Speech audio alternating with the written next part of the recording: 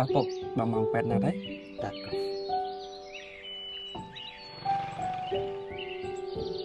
អញ្ចឹងពួកឯងកុំភ្លេចយកបានសមត្ថភាពទៅផងបាទបងបាន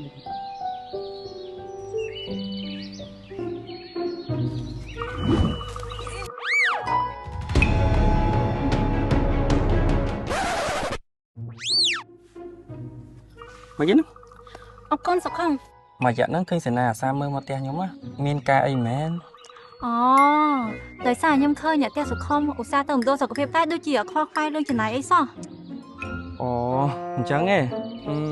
នេះមកខ្ញុំមានបានសមត្ថភាពដែលជាកម្មវិធីមូលនិធិសមត្ថភាពរបស់សុខាភិបាលដែលបងថ្លៃដោយរដ្ឋាភិបាលទៅលើសេវាសុខាភិបាលផ្សេងដូចជាបង្ការពិនិត្យព្យាបាលសម្រាលកូននិងស្ដារនីតិសម្បទាករណីខ្លះជួយលើថ្លៃធ្វើដំណើរអាហារវិភាគធាតុមុនសពទៀតសេនាបើចង់ដឹងព័ត៌មានច្បាស់សេនាអាចទៅមណ្ឌលសុខភាពដើម្បីសួរព័ត៌មានលម្អិតបានណាសេនាអូខ្ញុំមានបានសមត្ថភាពនឹងដែរតាតែដៃប្រើសោះអរគុណណាស់សុខងបាទអត់អីទេ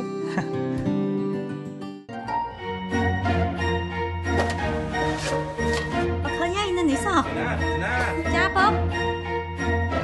មានបានសមត្ថភាពដូចមានសាច់ប្រាក់ក្នុងហោប៉ៅសូមថែរក្សាបានរបស់អ្នកឲ្យបានល្អនិងយកបានមកតាមខ្លួនគ្រប់ពេលអ្នកទៅរកសេវាសុខាភិបាលមូលនិធិសមត្ថភាពសុខាភិបាលផ្ដល់ភាពកក់ក្ដៅ